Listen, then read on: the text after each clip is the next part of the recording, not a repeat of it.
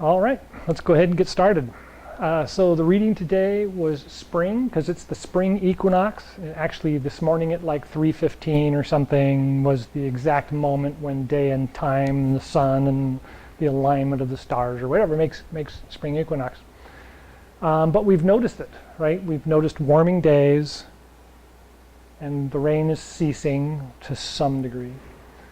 And we're going to be getting longer days and shorter nights, which brings us into summer. So one of the main things that the spring equinox reminds us of is that the cycle will continue.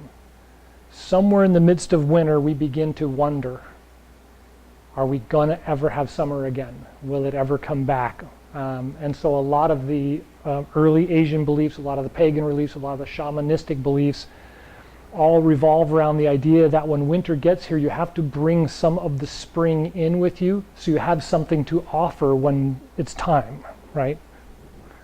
And so the Christmas tree is that idea of bringing something alive into the house through the winter so that you can remember that spring is going to come back and you have something to offer back into the spring for summer to get here.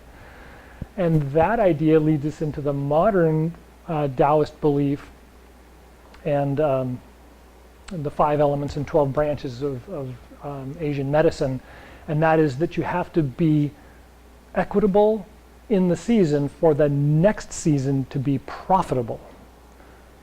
And it keeps revolving. You don't look for profit in the season, you remain equitable for the season, so the next one is just automatically profitable, right? It's kind of like the whole, if you count your pennies, you don't have to worry about the dollars. Because as long as you're counting the pennies, the dollars will always be there. And it's the same kind of thing. You don't expect the dollar, you expect the saving. If you constantly are doing a little bit of saving along the way, the next season will take care of itself. And then you just keep saving in that season, and the next one takes care of itself. And with that, one of the things that we talked about and are keep bringing forward, and that is that we're kind of moving from the stationary into the moving, into the active, into the slowing, and then back into the stationary again. And so we're actually in a state of not moving so much as just kind of moving, right? We're kind of moving, and we're moving towards being more active. So when summer gets here, we're used to it, and we're ready to be really active because summer's here. And that's that equitable, right? That's that little equitable piece of just a little bit each day, try and feel how the movement goes, paying attention to what you're doing, think about your balance, all those kinds of things, so that when we decide summer's here, I'm going to go for a run, you don't just fall down. You don't, you've actually got your legs and your balance and everything's working for you. So if you've been doing some of the exercises that we've been talking about along the way, that kind of sitting down but not, or kind of standing up but not, then your balance is more stable now. You start feeling that fact that, well, yeah, that's not so bad now. Instead of going, and trying to work it out for yourself, you can get up there and the body just kind of like, I'm good. So now what we want to do is we want to work up the body, right? And a lot of exercises or stretching is done from the neck down. Balance is from the feet up. And so we want to make room for the energy. We want to make room for the movement. So all the yin has kind of nurtured everything into this complacency. And when yang comes, there's no place for it to fit in. And we want the yang to fit in the joints, right? We want it to be that little bit of mobility that makes us move easily. Anybody notice that we're not moving as easily as we'd like to? Partly because of the cold, right? Partly because we're not really warmed up much yet, right? But we're getting there, so we need to look at that. So let's start with the exercise we actually did last Saturday, or on my class with my master, and that's the three gates gong. The idea of 3 gates is to just simply make room. We get that nice kind of lifting feeling when we inhale, and the shoulders open, and the chest picks up a little bit and makes room for the air to enter, right? That's the basic idea of the 3 gates gong. We just kind of like stimulating that little bit of moving open and then allowing it to just close as we exhale. So when we get that feeling, we get that nice rolling feeling of the body, but it really isn't stimulating the extension that we want to make space. And if you've been here last year, you'll know this one. We start down here for 3 gates instead of up here for 3 gates.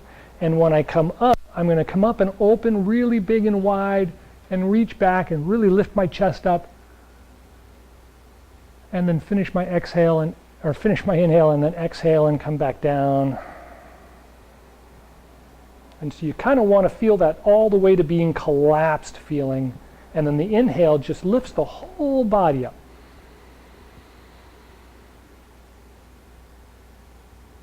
And exhale.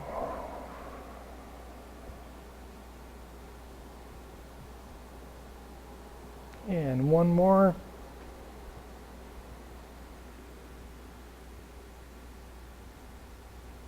And exhale down.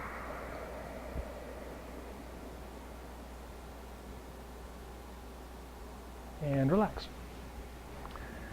So that's really, really important. How many joints does the body have?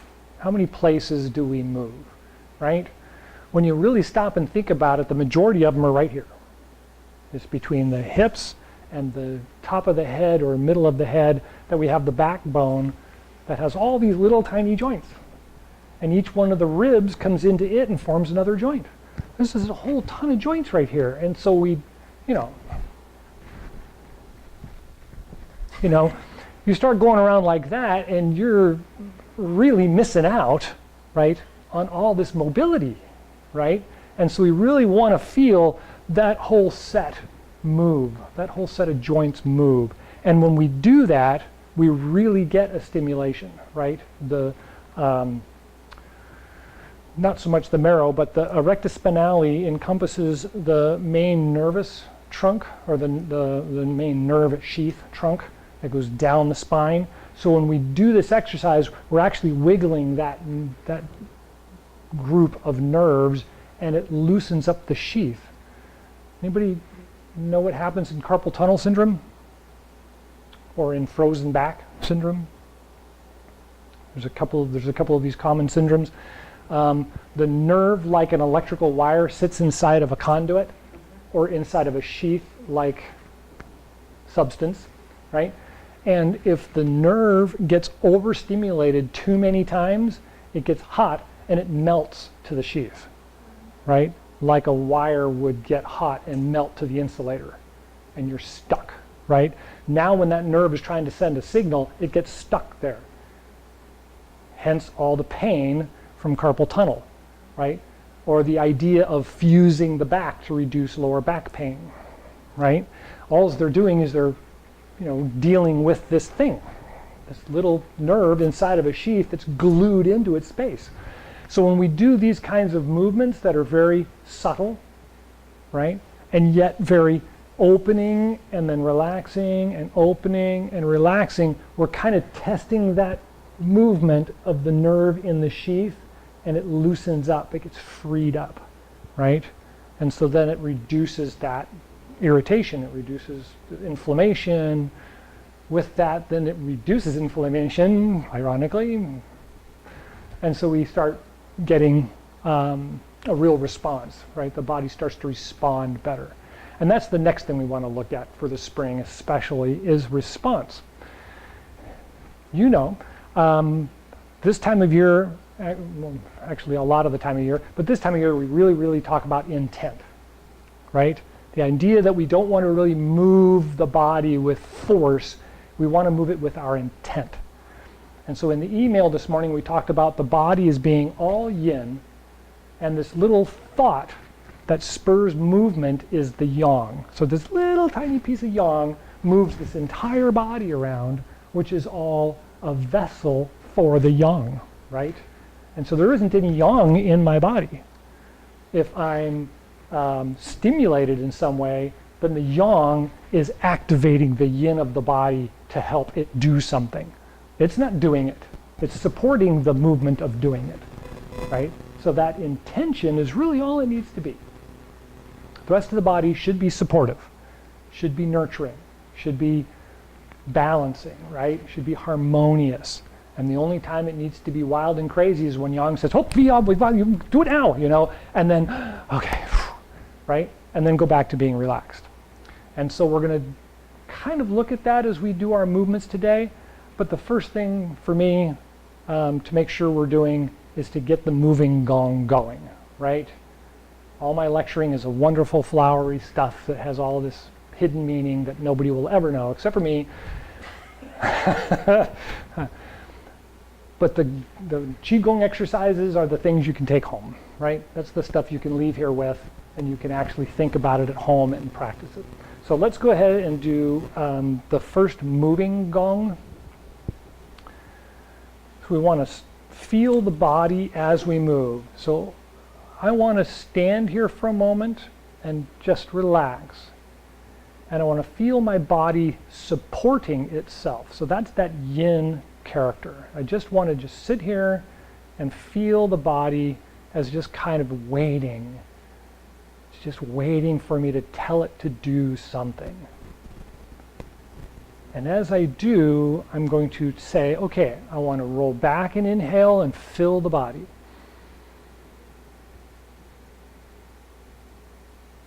When I get to the top of the inhale, the body will tell me, and I'll tell it, okay, now go ahead and roll forward to relax, and exhale.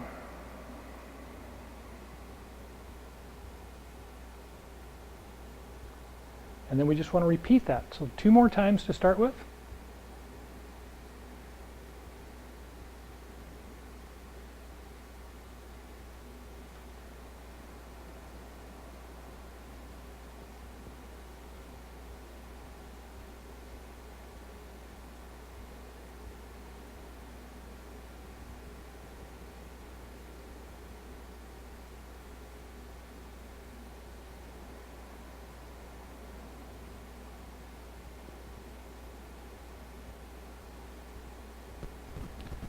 Relax. So anybody recognize that feeling of the body just not doing until you say, do something? I know this is getting really out there, but did you feel anything? Did you get any connection with the body just standing there? And then when you say, do something, you actually feel the body kind of liven up a little bit. No? Okay. So let's do it 3 more times and really let that be the guide, right? Let that be your guide. So I'm not going to count. So just go on your own pace.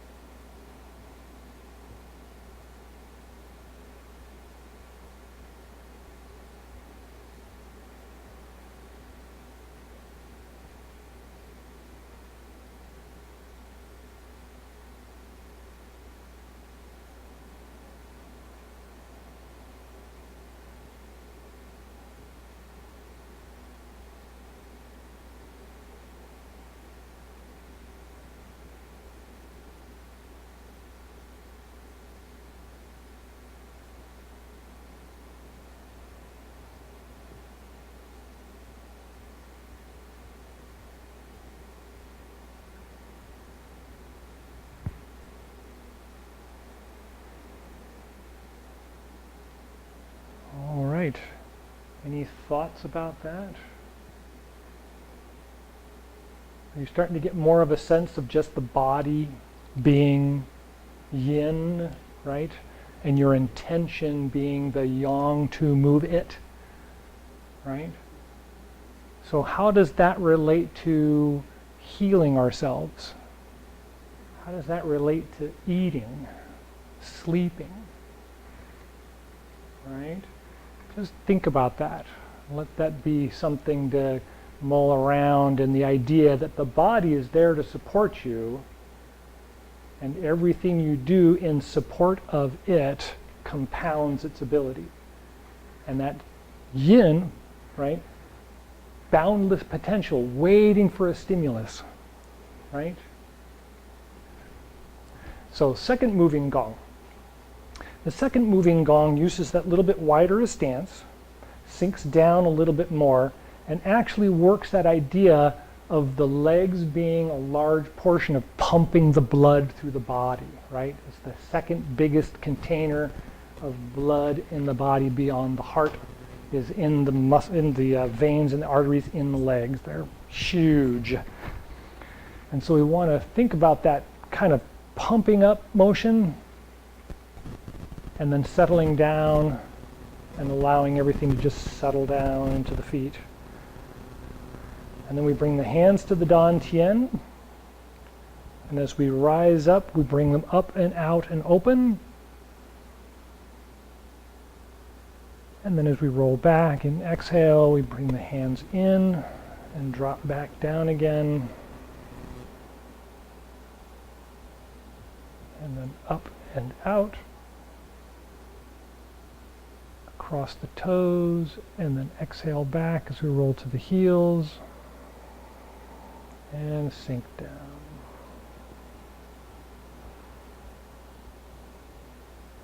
One more.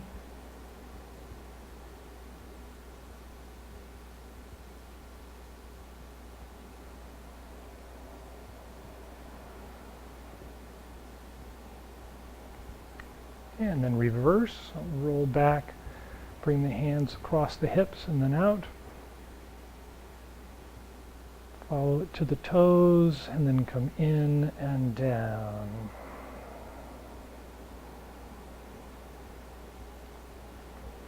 And again.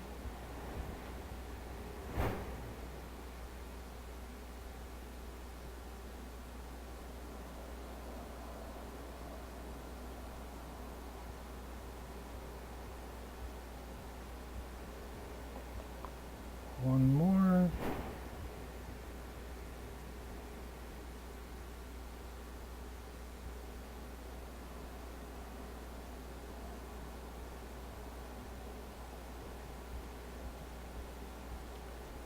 And then return to a comfortable standing position.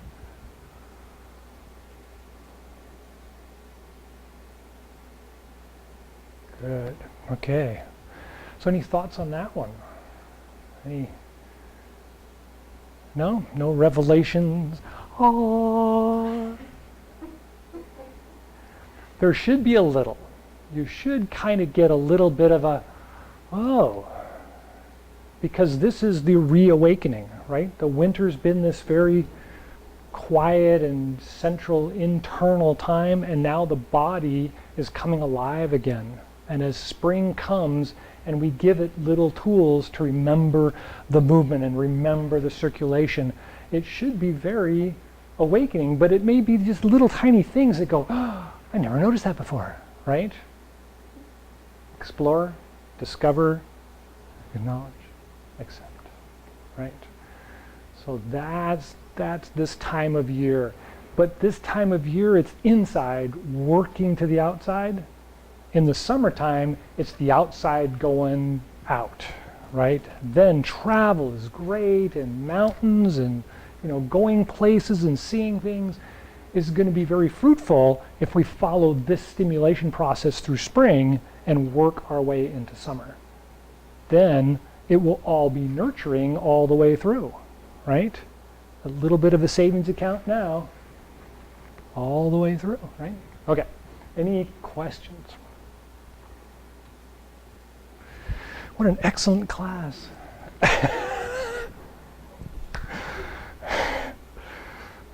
Watch the videos, read the books. There'll be a test on Monday. Okay. No? Nothing? Okay. So with the movement of the body comes the idea of the rhythm of movement. And I always talk about this time of year. If you can move less and do more, you will accomplish what you want to without burning yourself out, right? Last week we talked about the two common exercises that we do for the class, brush knee and sowing seeds. and it seems like there's this really cumbersome movement of how do I get this over this change to there, and you know, what am I doing with my body? And in most of the exercises, it really is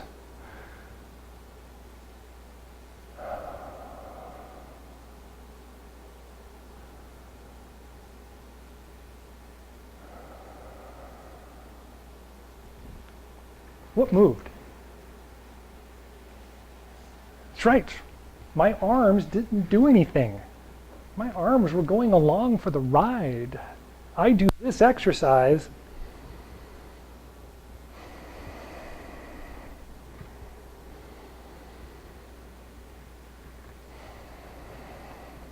and there's very little my arms are doing.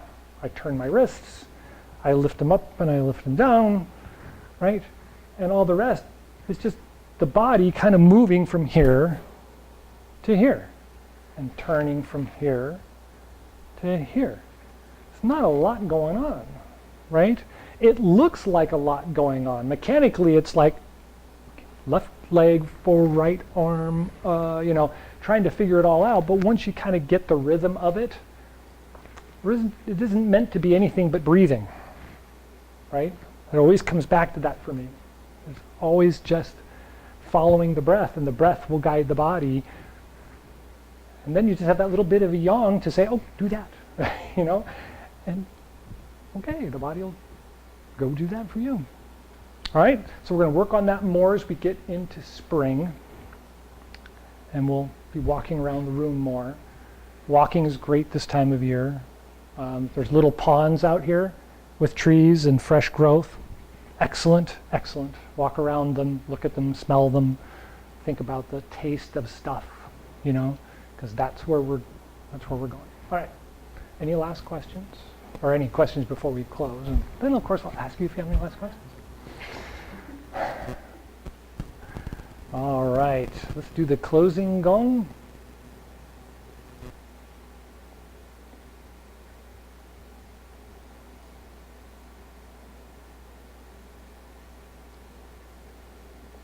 Don't worry if your balance feels a little funny still and you're kind of rolling back and forth from your toes to your heels. Just settle down and settle in.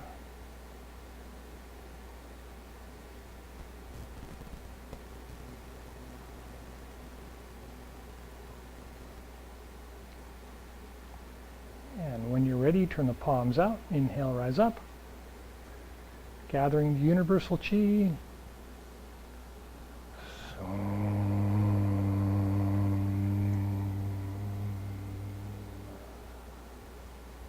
And take a breath at the heart and lungs. And guide it down the back to the Dan Tian and Ming Men. Take a breath there. And guide it down the legs to the bubbling spring points at the bottoms of the feet. And take a breath there.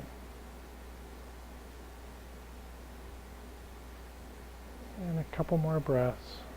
Just feel the energy connecting from the top of the head down the spine, through the legs, connecting into the ground. The ultimate yin. And when you're ready, palms out. Inhale, rise up.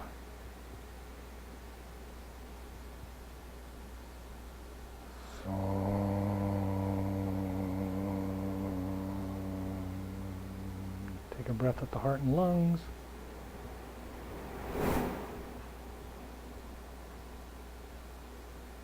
And the Dan Tian and Ming Men.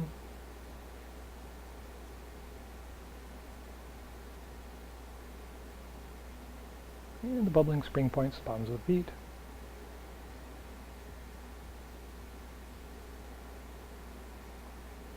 And take a couple more breaths and just feel the spring energy kind of all around you, kind of flowing around like butterflies and bugs and birds.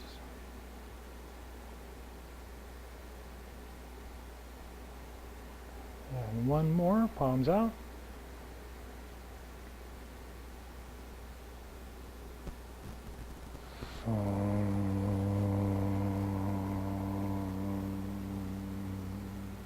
Take a breath at the heart and lungs.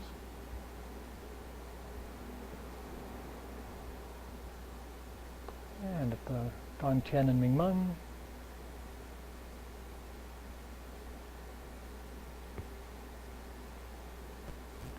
And the bubbling spring points to the bottoms of the feet.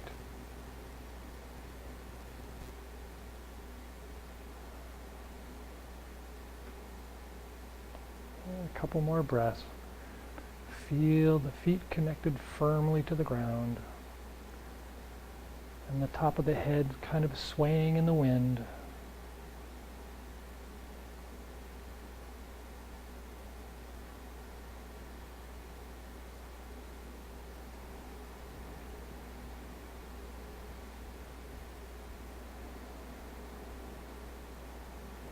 All right. Now, any last thoughts or questions? Thank you for coming. Enjoy the rest of the day. Keep trying. That's right.